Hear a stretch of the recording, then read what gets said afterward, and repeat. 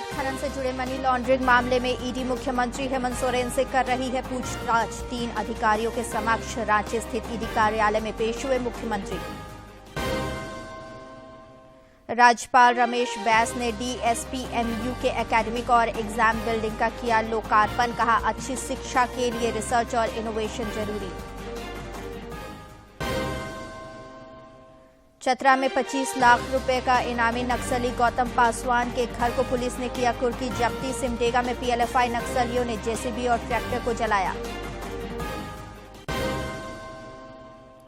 कोहरे को देखते हुए पूर्व रेलवे ने 1 दर्जन ट्रेनों के परिचालन को रद्द करने का लिया निर्णय।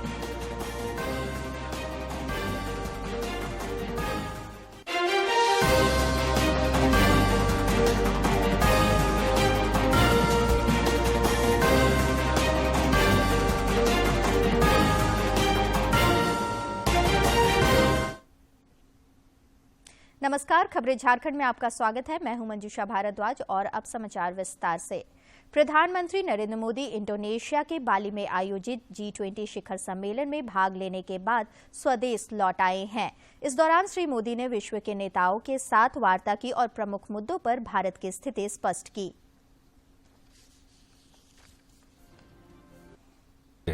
स्वदेश लौट आए हैं।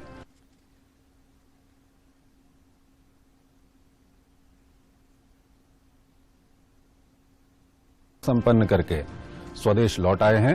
अपने इस दौरे के दौरान पीएम मोदी ने बाली में आयोजित G20 सम्मेलन में हिस्सा लिया।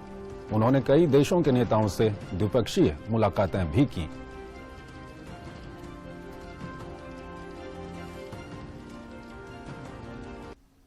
G20 शिखर सम्मेलन के समापन में इंडोनेशिया के राष्ट्रपति ने प्रतीकात्मक रूप से भारत के प्रधानमंत्री नरेंद्र मोदी को G20 की अध्यक्षता सौंपी।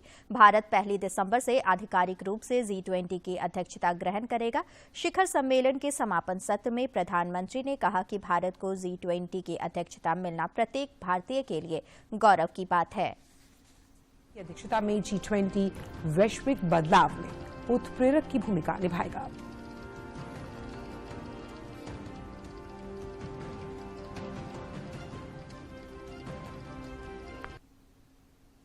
अवैध खनन से जुड़े मनी लॉन्ड्रिंग मामले में प्रवर्तन निदेशालय की टीम ने मुख्यमंत्री हेमंत सोरेन से पूछताछ कर रही है। सूत्रों से मिली जानकारी के अनुसार ईडी की रांची स्थित क्षेत्रीय कार्यालय में अधिकारियों की टीम धन शोधन निवारण अधिनियम के प्रावधानों के तहत मुख्यमंत्री से पूछताछ कर रही है।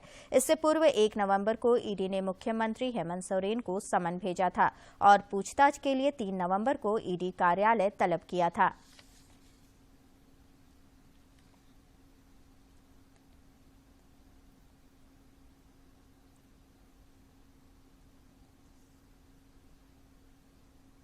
इधर रांची स्थित ईडी के क्षेत्रीय कार्यालय के आसपास सुरक्षा बढ़ा दी गई है। जिले के उपायुक्त राहुल कुमार सिन्हा और वरीय पुलिस अधीक्षक कौशल किशोर सहित पुलिस प्रशासन के कई अधिकारी मौजूद हैं।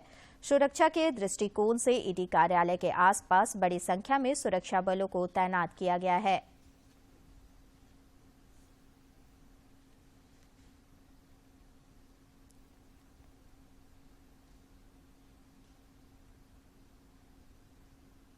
ईडी कार्यालय जाने से पहले मुख्यमंत्री हेमंत सोरेन ने रांची स्थित आवासीय कार्यालय में मीडिया को संबोधित किया। इस दौरान राज्य सरकार के तमाम मंत्री मौजूद थे। मुख्यमंत्री आवास के बाहर झारखंड मुक्ति मोर्चा के कार्यकर्ता भी जमे हुए थे।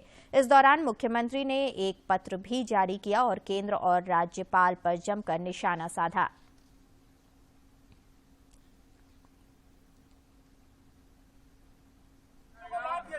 और हमने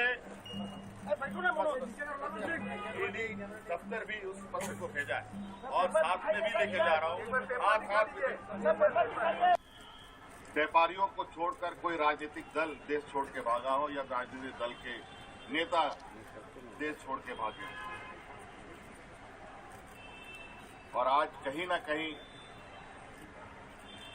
ऐसे कार्रवाई से राज्य में एक संशय की स्थिति उत्पन्न होती है। राज्यपाल सह कुलाधिपति रमेश बैस ने कहा है कि उच्च शिक्षा में सुधार के लिए लगातार प्रयास किए जा रहे हैं। कुलपतियों और विभागीय अधिकारियों के साथ समीक्षा बैठक में देखने को मिला है कि उच्च शिक्षण संस्थानों की स्थिति अच्छी नहीं है। शिक्षकों की कमी है जिसे दूर करने की कोशिश की जा रही है। यह चिंता का विषय है। वे डॉक्टर श्यामा प्रसाद मुखर्जी यूनिवर्सिटी में नवनिर्मित एकेडमिक प्रशासन और प्रशिक्षा भवन के उद्घाटन समारोह को संबोधित कर रहे थे। उन्होंने कहा कि गुणवत्तापूर्ण शिक्षा के लिए बेहतर इंफ्रास्ट्रक्चर की जरूरत होती है। श्री बैस ने कहा कि यह बिल्डिंग गुणवत्तापूर्ण शिक्षा देने की दिशा में अहम कदम है।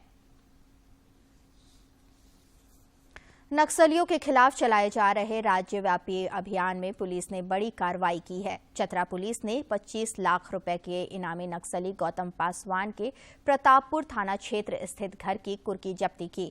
इस दौरान पुलिस की टीम ने नक्सली के घर में रखे सभी सामान जब्त कर लिए। वहीं जेसीबी लेकर पहुंची पुलिस ने चल अचल संपत्ति जब्त करने के बाद फरार नक्सली के घर में लगे चौखट और दरवाजा को भी उखाड़ दिया।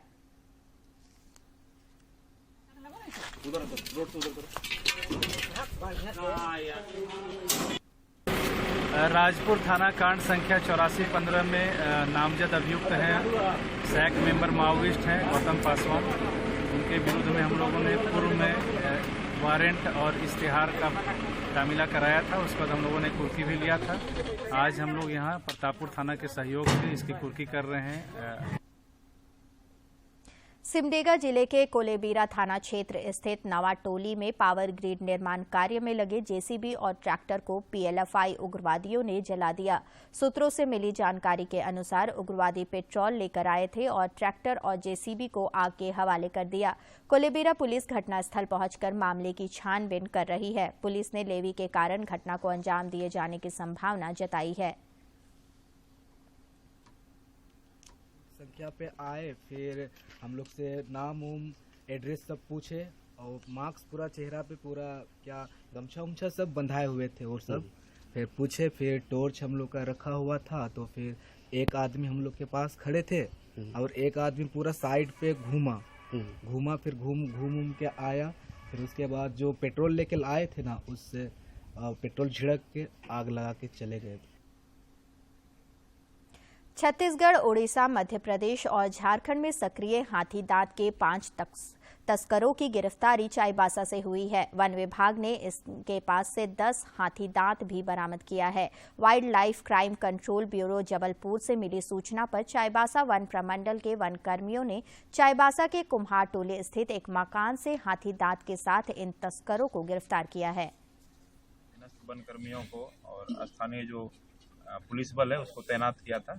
वो जगह जगह पे हम लोगों ने लगाया था और अंततः हम लोग को सफलता मिली। कुम्हार टोली में किराए के मकान पर 5 एक्यूज आइवरी का खरीद बिक्री कर रहे थे। हम लोगों ने अभी 10 आइवरी को जब्त किया है और 5 लोगों को अरेस्ट किया है। दिल्ली से करीब 2.5 किलो सोने का जेवर चुराकर भागे युवक को पुलिस ने चतरा जिले के कोरा गांव से गिरफ्तार किया है। आरोपी छोटू रजक दिल्ली के चांदनी चौक स्थित एक ज्वेलरी दुकान में काम करता था।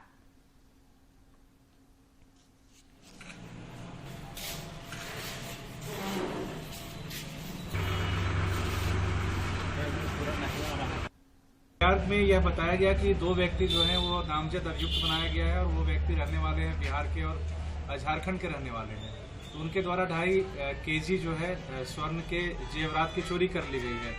इस संदर्भ में जब हम लोगों को जब पुलिस अधीक्षक महोदय चतरा को सूचना मिली कि वहां से टीम आ रही है, तो हम लोगों ने एक ज्वाइंट टीम बनाई जिसमें जोगेश कुमार हैं जो दिल्ली से आए हुए हैं पदाधिकारी हैं और उनकी टीम है, और हमारे थाना प्रभारी जो हैं विनोद कुमार प्रतापपुर के नेतृत्व में एक टीम बनाई गई। उसे मैं खुद मॉनिटर कर रहा था और इस टीम ने बड़े ही प्रोफेशनल तरीके से और त्वरित कार्रवाई करते हुए बहुत जल्द और कम समय में छोटू रजक नाम के व्यक्ति हैं जो कोरा के रहने वाले हैं, वह प्रतापपुर थाने के अंतर्गत में आता है। यह पता चला कि उनके यहाँ स्वर्ण के जो आभूषण हैं वह छिपा के रखे गए हैं। प्रधानमंत्री नरेंद्र मोदी 27 नवंबर को आकाशवाणी पर मन की बात कार्यक्रम के जरिए देश विदेश के लोगों के साथ अपने विचार साझा करेंगे। श्री मोदी ने इसके लिए लोगों के सुझाव मांगे हैं। प्रधानमंत्री ने कहा है कि विभिन्न विषयों पर उन्हें भेजे गए सुझावों को कार्यक्रम में शामिल किया जा सकता है। लोग अपने विचार नमो ऐप और mygov.open फोरम पर भेज सकते हैं। वे टोल फ्री नंबर 1800-117800 पर भी अपने सुझाव हिंदी और अंग्रेजी में रिकॉर्ड करा सकते हैं। फोन लाइनें 25 नवंबर तक खुली रहेंगी। 1922 पर मिस्ड कॉल देकर और SMS के जरिए लिंक प्राप्त करके सीधे अपने सुझाव प्रधानमंत्री को भेजे जा सकते हैं। आखिरी रविवार का रहता है इंतजार, मलयाचल के आंचल से विंध्याचल के आंगन तक, ब्रह्मपुत्र के घाट से हिमालय के विस्तार तक होती है मन की बात प्रधानमंत्री के साथ। तो सुनिए इस महीने 27 नवंबर सुबह 11 बजे मन की बात आकाशवाणी और दूरदर्शन के सभी चैनलों पर। आप भी माननीय प्रधानमंत्री के मन की बात का हिस्सा बन सकते हैं। इसके लिए आप अपने सुझाव post box number 111 Akashvani Delhi पर भेज सकते हैं और नमो ऐप या माईगॉव के ओपन फोरम में पोस्ट कर सकते हैं।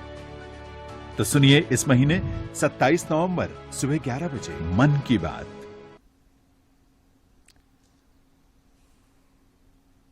राजधानी रांची समेत राज्य के अन्य हिस्सों में आगामी 22 नवंबर तक मौसम शुष्क और आसमान साफ रहेगा। इस दौरान सुबह में कोहरा छाए रहने का पूर्वानुमान व्यक्त किया गया है। मौसम विज्ञान केंद्र रांची ने अगले 5 दिनों तक तापमान में किसी बड़े परिवर्तन की संभावना से इनकार किया है। भारत और न्यूजीलैंड के बीच 3 T20 क्रिकेट सीरीज का पहला मुकाबला कल खेला जाएगा। इससे पहले दोनों टीमों के खिलाड़ियों ने पूर्वाभ्यास किया। बाहर हो गई थी। शुक्रवार से न्यूजीलैंड के साथ शुरू हो रही T20 सीरीज से पहले भारतीय टीम के मुख्य कार्यवाहक कोच VVS लक्ष्मण ने कहा कि न्यूजीलैंड में खेलना कभी आसान नहीं होता। यहां की पिच और कंडीशन हमेशा भारतीय खिलाड़ियों के लिए चुनौती होती है। Yeah, it's always a challenge, when you play in New Zealand. It always has been, especially for the bowlers and the fielding unit. It's not only about the small grounds, but the dimensions of the ground. If you see here in Wellington or in Auckland, it's not, it's not a normal cricket ground. So I think the best part of international cricket is you have to adapt to the playing in. So I'm sure that the bowlers and the fielding unit, will adapt to that. And based on the strengths and the weaknesses of the opposition team, you definitely devise a strategy and you require to execute. और अब कुछ खबर राज्य के विभिन्न जिलों से।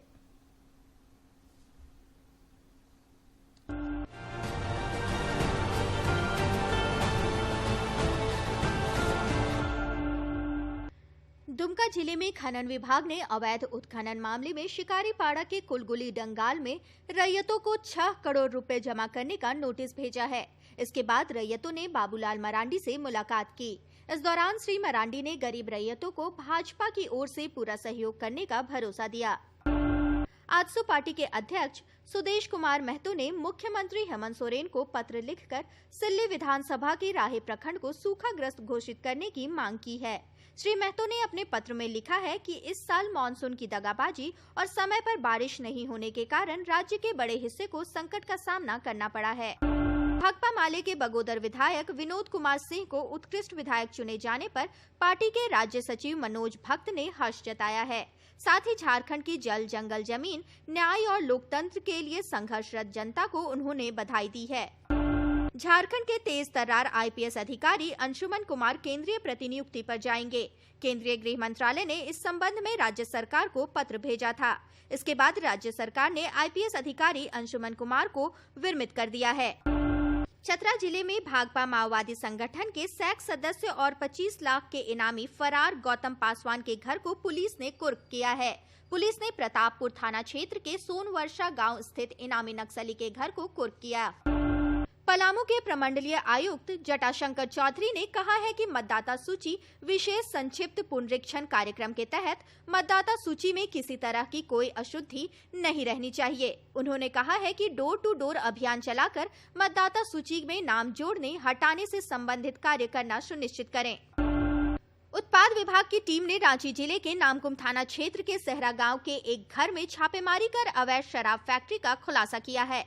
सहायक आयुक्त उत्पाद के निर्देश पर की गई छापेमारी के क्रम में 15 कार्टून विदेशी शराब, 15 लीटर स्प्रिट, विभिन्न कंपनी का खाली बोतल, कॉर्क, ढक्कन, अलग अलग कंपनी का लेबल, सीलिंग मशीन, स्टिकर बरामद किया गया है। कोडरमा जिले के डोमचांच में एक नाबालिग के साथ दुष्कर्म और हत्या के मामले में आरोपियों की अविलंब गिरफ्तारी की मांग को लेकर भाकपा जिला मंत्री प्रकाश रजक ने समर्थकों के साथ कोडरमा पुलिस अधीक्षक गौरव कुमार को ज्ञापन सौंपा। हिंदू जागरण मंच के प्रदेश अध्यक्ष ऋषिनाथ शाहदेव के नेतृत्व में एक प्रतिनिधि मंडल ने डीजीपी से मुलाकात की। प्रतिनिधि मंडल ने डीजीपी से चक्रधरपुर में हुए कमलदेव गिरी की हत्या की जांच की मांग की। मौके पर डीजीपी ने आश्वासन दिया है कि निष्पक्ष जांच की जाएगी। भाजपा के पूर्व विधायक जयप्रकाश वर्मा सहित कई नेताओं ने झामुमो का दामन थामा। मुख्यमंत्री हेमंत सोरेन ने झामुमो में शामिल होने वाले नेताओं को पार्टी का पट्टा पहनाकर स्वागत किया।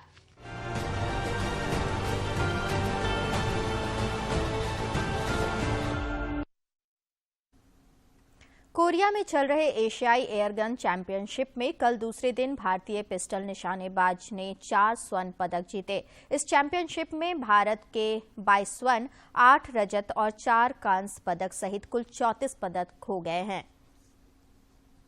जीत लिए। प्रतियोगिता में अभी 2 दिन और बाकी हैं और भारत 21 स्वर्ण पदक जीत चुका है। दिन की पहली पदक स्पर्धा के ऑल इंडिया फाइनल में रिद्धम सांगवान ने पलक को 16-8 से हराकर साल का अपना दूसरा अंतर्राष्ट्रीय स्वर्ण पदक जीता। रिद्धम ने विश्व कप के काहिरा चरण के दौरान भी इस स्पर्धा का स्वर्ण पदक जीता था। एक अन्य ऑल इंडिया फाइनल में मनु भाकर ने 10 मीटर एयर पिस्टल महिला जूनियर स्पर्धा में ईशा सिंह को करीबी मुकाबले में 17-15 से हराकर स्वर्ण पदक पर कब्जा जमाया। वहीं पुरुष 10 मीटर एयर पिस्टल टीम स्पर्धा के फाइनल में शिव नरवाल, नवीन और विजय वीर सिद्धू की तिकड़ी ने ली डैमयोंग, मोक जिन मुन और पार्क डेहुन की कोरिया की टीम को 16-14 से शिकस्त दी। जूनियर पुरुष स्वर्ण में भी सागर डांगी, सम्राट राणा और वरुण तोमर की भारतीय टीम ने बाजी मारी।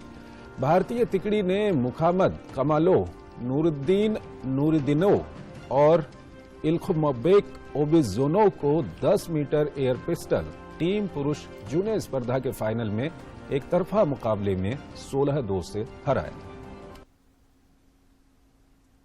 हेरिटेज वॉक के आज के सेगमेंट में हम आपको सैर कराते हैं महाराष्ट्र और औरंगाबाद स्थित एलोरा गुफा का। महाराष्ट्र राज्य के औरंगाबाद शहर में स्थित है ये एलोरा की गुफाएं। ये भारत के सबसे प्राचीन ऐतिहासिक गुफाओं में से एक है, जिसे स्थानीय रूप से वेरूल लेनी के नाम से जाना जाता है। यह एक महत्वपूर्ण ऐतिहासिक स्थल है जो विश्व भर में प्रसिद्ध है।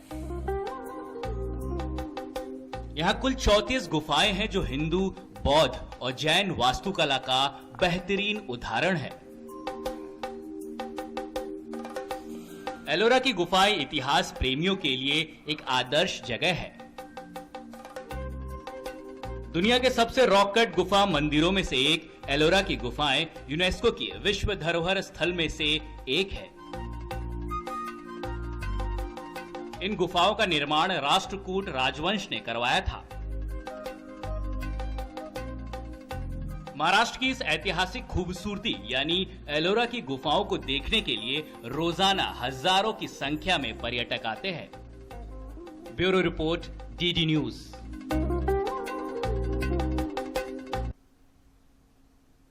सेहत में हम जानते हैं ठंड के मौसम में व्यायाम करने वालों को किन किन बातों का ध्यान रखना चाहिए। जैसे जैसे सर्दी बढ़ती है और तापमान कम होता है, शारीरिक सक्रियता में भी कमी आती है, जिसके कारण स्वास्थ्य की समस्याएं हो सकती हैं। सर्दियों में सुबह के वक्त जो लोग सैर करने पहले जाते थे उनको दिक्कत हो सकती है, क्योंकि ठंड ज्यादा होती है और उस समय एयर पॉल्यूशन भी अधिक होता है। तो आप कोई और समय चुनिए दिन का जब आपको व्यायाम करने में सुविधा हो, जब तापमान भी आपके मन मुताबिक हो और पॉल्यूशन भी कम हो। उसके लिए आप दोपहर का समय या शाम का समय चुन सकते हैं। यदि बाहर बहुत प्रदूषण है तो आप इंडोर एक्टिविटी और एक्सरसाइज पे भी ध्यान दीजिए। घर के अंदर टहलना बहुत ज़रूरी है, दिन भर की अलग एक्टिविटीज़ में अपने आप को इन्वॉल्व करना बहुत ज़रूरी है। उसके अलावा अगर संभव हो तो एक्सरसाइज साइकिल खरीदी जा सकती है। या कोई जिम ज्वाइन किया जा सकता है जहां एक्सरसाइज साइकिल के अलावा ट्रेडमिल, क्रॉस ट्रेनर और इस प्रकार के एक्सरसाइज के इक्विपमेंट्स होते हैं। जरूरी है कि सर्दियों के मौसम में भी व्यायाम किया जाए। साथ ही सर्दी में व्यायाम करते समय अधिक सतर्क रहना आवश्यक है। एक्सरसाइज करने के तरीके में थोड़ा सा परिवर्तन सर्दियों को ध्यान में रखते हुए आप कर सकते हैं। दूसरा ध्यान रखना जरूरी है कि exercise all of a sudden अचानक बहुत अधिक ना करें। पहले वार्म अप करें जो 5 से 10 मिनट का होना चाहिए, ताकि आपका शरीर थोड़ा सा खुले, मांसपेशियां थोड़ी खुलें और हृदय की गति थोड़ी बढ़नी शुरू हो। उसके बाद मेन एक्सरसाइज का फेज आता है जो 20 मिनट से आधे घंटे का हो सकता है, जिसमें आप अपनी पीक पर एक्सरसाइज करिए और उसके बाद 5 से 10 मिनट तक कूल डाउन करना भी बहुत जरूरी है, ताकि शरीर का respiratory system, cardiovascular system, muscular system अपनी वापस ओरिजिनल स्थिति में सेफ तरीके से आ सके। तो ठंडे मौसम में भी व्यायाम और सैर अवश्य करें, जिससे आपका स्वास्थ्य ठीक रहे और आपकी ऊर्जा बनी रहे। किरण भारद्वाज, डीडी न्यूज। स्वस्थ परिवार और खुशहाल समाज की भावना के साथ केंद्र सरकार की प्रधानमंत्री मातृ वंदना योजना प्रदेश को खूब फल फूल रही है। रांची को आकांक्षी जिलों में शामिल किए जाने के बाद यहां संपूर्ण टीकाकरण अभियान में और तेजी आ गई है। आकांक्षी जिला रांची के डिवडीह मुंडा टोली की पूजा देवी के एक हाथ और एक पैर में बहुत पहले थोड़ी विकृति आ गई थी। बाकी दिनों की बात और थी, लेकिन गर्भावस्था के दौरान टीकाकरण और आवश्यक दवाओं की खुराक के लिए दूर अस्पताल जाना उनके लिए काफी मुश्किल था। केंद्र सरकार की प्रधानमंत्री मातृ वंदना योजना ने न सिर्फ उसकी ये परेशानी दूर कर दी, बल्कि उसके समय और पैसे की बचत भी हो रही है। पूजा नजदीकी आंगनबाड़ी केंद्र में अपना संपूर्ण टीकाकरण करा रही हैं। वहीं अन्य लाभार्थियों के मुताबिक आंगनबाड़ी केंद्र से मिले मातृ एवं बाल सुरक्षा कार्ड से उन्हें पता चल जाता है कि अगला टीका कब लेना है। माताओं और शिशु के स्वास्थ्य को लेकर अब उनकी चिंता दूर हो गई है।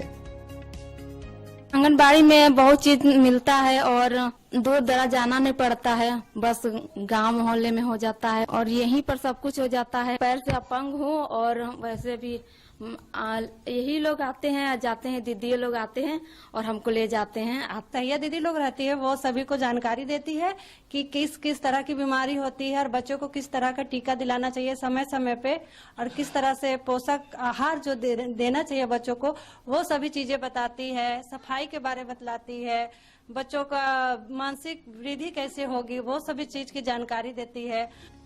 ANM यानी सहायक नर्स मिडवाइफ के मुताबिक स्वास्थ्य को लेकर लोगों में जागृति भी आने लगी है।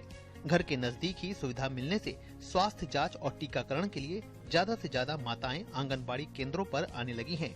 वहीं जिले की समाज कल्याण पदाधिकारी के मुताबिक रांची को आकांक्षी जिला बनाने के बाद स्वास्थ्य कर्मियों के हाथ मजबूत हुए हैं और कई अड़चनें दूर हो गई हैं, जिससे अपने कर्तव्य को लेकर उनका हौसला काफी बढ़ा है। गर्भवती महिला लोग 6-7 महीना में आती थी, लेकिन अब 3 महीना तक में रजिस्ट्रेशन के लिए आ जाती है। पहला टीका, वजन सब मिल जाता है। स्वास्थ्य जांच में बहुत मदद मिलता है हम लोग को भी, और उन लोग का हेल्थ अच्छा रहता है, तो गर्भवती लोग को आगे नुकसान नहीं होता है। कुछ जागरूकता बहुत ज्यादा हो गई है लोगों में। अब आप देखेंगे कि आंगनबाड़ी केंद्र में महिलाएं खुद आकर अपने टीकाकरण के बारे में पूछती हैं और समय पर पहुँचती हैं, और टीकाकरण हमारा परसेंटेज बहुत अच्छा है। अभी आकांक्षी जिला बनने के पश्चात बहुत ही सुधार हुआ है। लोगों की स्वास्थ्य सुरक्षा किसी भी सरकार की प्राथमिकता होती है। आंगनबाड़ी केंद्रों की मदद और लोगों में आई जागरूकता ने केंद्रीय स्वास्थ्य एवं परिवार कल्याण मंत्रालय और केंद्रीय महिला एवं बाल विकास मंत्रालय के स्वस्थ समाज के लक्ष्य को और भी आसान बना दिया है। Bureau report, DD news. Kashi Tamil Sangam आज वाराणसी में शुरू होगा। प्रधानमंत्री नरेंद्र मोदी 1 महीने तक चलने वाले इस कार्यक्रम का शनिवार को औपचारिक रूप से उद्घाटन करेंगे। हिंदू विश्वविद्यालय पूरी तरह सुसज्जित है। भारतीयता के विशाल समागम के लिए काशी और दक्षिण भारत के सांस्कृतिक सेतु बंध को और मजबूत करने के लिए पूरे मास भर वाराणसी में काशी तमिल संगम का आयोजन हो रहा है, जो 17 नवंबर से 16 दिसंबर तक चलेगा। इस आयोजन में तमिलनाडु के सभी जिलों से करीब 2500 प्रतिनिधि काशी आएंगे। काशी और तमिलनाडु के बीच सदियों पुराने ज्ञान, विज्ञान, सांस्कृतिक और दार्शनिक संबंधों को मजबूत करना इस आयोजन का प्रमुख लक्ष्य है। काशी का और तमिलनाडु का बहुत घनिष्ठ संबंध है। हजारों सालों से ये संबंध है। केवल आध्यात्मिक संबंध नहीं, आध्यात्मिक, शैक्षिक और वैज्ञानिक सभी प्रकार के संबंध है। केंद्रीय शिक्षा मंत्रालय के निर्देशन में IIT मद्रास और काशी हिंदू विश्वविद्यालय इस समागम का आयोजन कर रहा है। महीने भर के इस आयोजन के तहत कुल 12 समूह पर काशी प्रवास पर आएंगे। इसमें छात्र, शिक्षक, कलाकार, हस्तशिल्पी, युवा, किसान और समाज के हर वर्ग के प्रतिनिधि शामिल होंगे। तमिलनाडु से लगभग 2500 लोग 12 ग्रुप्स में काशी विजिट करेंगे, यहाँ पर आएंगे और 2 दिन काशी को समझेंगे, काशी में रहेंगे और यहाँ की संस्कृति को समझेंगे और अपनी जो संस्कृति है उसको यहाँ पर शेयर करेंगे। काशी हिंदू विश्वविद्यालय में अनेक बौद्धिक सत्रों और सांस्कृतिक कार्यक्रमों का आयोजन किया जाएगा। काशी आने वाले तमिल समुदाय के लोग काशी विश्वनाथ धाम, गंगा आरती और नगर भ्रमण के साथ ही स्थानीय लोगों से संवाद भी करेंगे। वाराणसी प्रवास के बाद इनका प्रयागराज और अयोध्या के भ्रमण का भी कार्यक्रम है। काशी तमिल संगम को लेकर स्थानीय लोगों और आमजनों में जबरदस्त उत्साह है। Before 6th century, we have the proof of the Kashi and all the temples in the mentioned over there in Sangam literature, classical Tamil Sangam literature. एक भारत श्रेष्ठ भारत की संकल्पना को साकार करता काशी तमिल संगम दोनों विशिष्ट संस्कृतियों की सदियों पुराने संबंधों को जोड़ने, खोजने और पुनर्व्याख्यायित करने का एक प्रयास है। अगले 1 माह तक काशी हिंदू विश्वविद्यालय में काशी तमिल संगमम होगा। निश्चित तौर से ये एक भारत श्रेष्ठ भारत की भावना को बलवती करेगा और यहाँ पर दिखेगा कि कैसे एक कुशल नेतृत्व में नए राष्ट्र का अभ्युदय हो रहा है, कैसे एक भारत श्रेष्ठ भारत के साथ सबल भारत और समग्र भारत बन रहा है। कैमरा पर्सन संदीप के साथ अश्विनी कुमार मिश्र, DD न्यूज, काशी हिंदू विश्वविद्यालय, काशी। नई दिल्ली के प्रगति मैदान में इन दिनों 41वां भारत अंतर्राष्ट्रीय व्यापार मेला शुरू हो गया है। बिहार, झारखंड और महाराष्ट्र साझेदार राज्य हैं, जबकि उत्तर प्रदेश और केरल विशेष आकर्षण वाले राज्य के रूप में भाग ले रहे हैं। इस भारत अंतर्राष्ट्रीय व्यापार मेले का व्यापारी वर्ग को साल भर बेसब्री से इंतजार रहता है। इंटरनेशनल लेवल पर ये हिंदुस्तान का सबसे बड़ा मेला है कंज्यूमर के लिए और बिजनेसमैन के लिए भी, क्योंकि बिजनेसमैन इंटरेक्ट होता है कस्टमर से और छोटे समय में लाखों लोगों से वो बात कर लेता है और अपने प्रोडक्ट के बारे में जान लेता है। तो हमारे लिए तो आफ्टर कोविड ये सब हम तो इसका इंतजार कर रहे थे, आज ये लगा है तो इससे पूरे लोगों को भी जब कोविड के बाद एक सब मिलने जुलने का भी मौका मिला है और एंजॉय करने का मौका मिला है। हम लोगों को भी मतलब आनंद आया है लोगों से बात करके और आगे से प्रोडक्ट को कस्टमर के साथ बात करके। एशिया का सबसे बड़ा व्यापार मेला कहे जाने वाले इस मेले में कंपनियों के अच्छे व्यापारिक संबंध बन रहे हैं। व्यापार की दृष्टि के साथ साथ ये हमारे देश की विविधताओं को दिखाने का भी एक अच्छा मंच माना जाता है। चाहे कमर्शियल। और अंत में मुख्य समाचार एक बार फिर। अवैध खनन से जुड़े मनी लॉन्ड्रिंग मामले में ईडी मुख्यमंत्री हेमंत सोरेन से कर रही है पूछताछ। 3 अधिकारियों के समक्ष रांची स्थित ईडी कार्यालय में पेश हुए मुख्यमंत्री।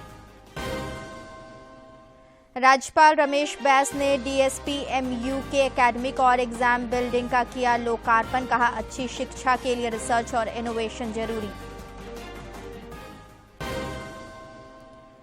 चतरा में 25 लाख रुपए का इनामी नक्सली गौतम पासवान के घर को पुलिस ने किया कुर्की जब्ती। सिमडेगा में PLFI नक्सलियों ने JCB और ट्रैक्टर को जलाया।